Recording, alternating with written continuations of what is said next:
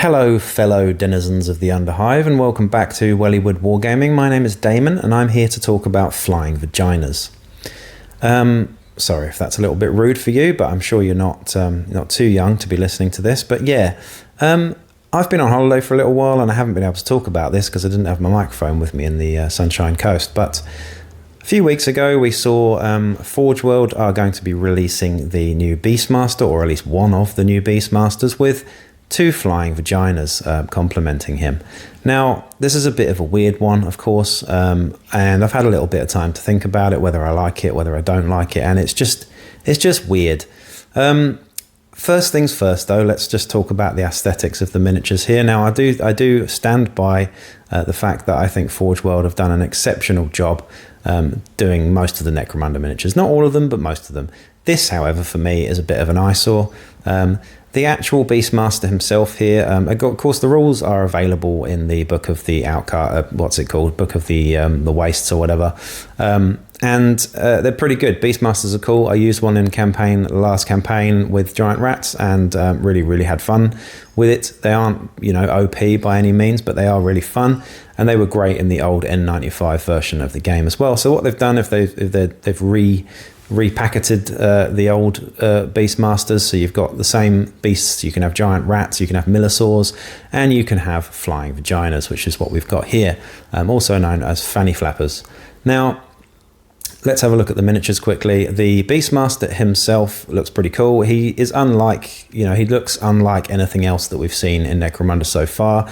He's decked out in the sort of skins or the flaps of the flying vaginas there by the looks of it as well. So he carries through the aesthetic from his beasts himself, which is cool as well.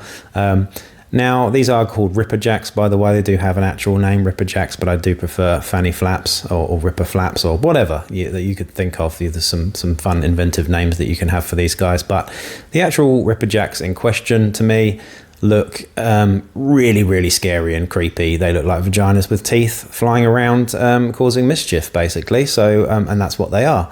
Ripperjacks aren't particularly great in the game. They're okay. I would say they're the weakest of the three pets that you can get. I actually really like the giant rats because they're so cheap, but millisaurs are by far the most powerful, in my opinion, especially with infiltrate. But I have several problems with this release. The first problem is that I don't like the aesthetic of these miniatures at all. I do like the Beastmaster. I don't like the aesthetic, and I won't be buying them because I probably wouldn't use them in the game anyway.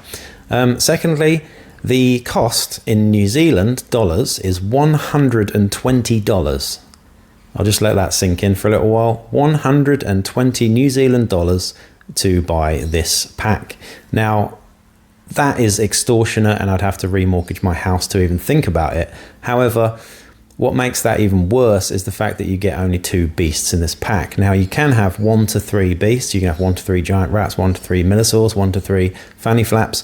In this instance, we've only got 2 in the pack. So in order to get the full complement, you would actually need to buy 2 packs. So that is 240 New Zealand dollars. I think it's 98 Australian dollars here. So it's a little bit cheaper for me now that I've moved to Australia, but only slightly. It's still ridiculous.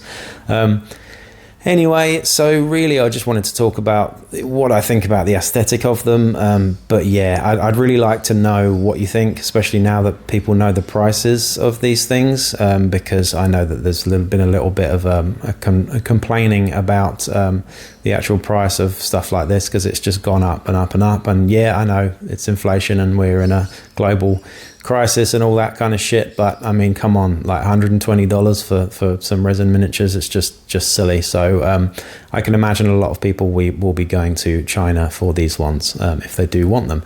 Not that I condone that sort of thing, but $120, I mean, come on.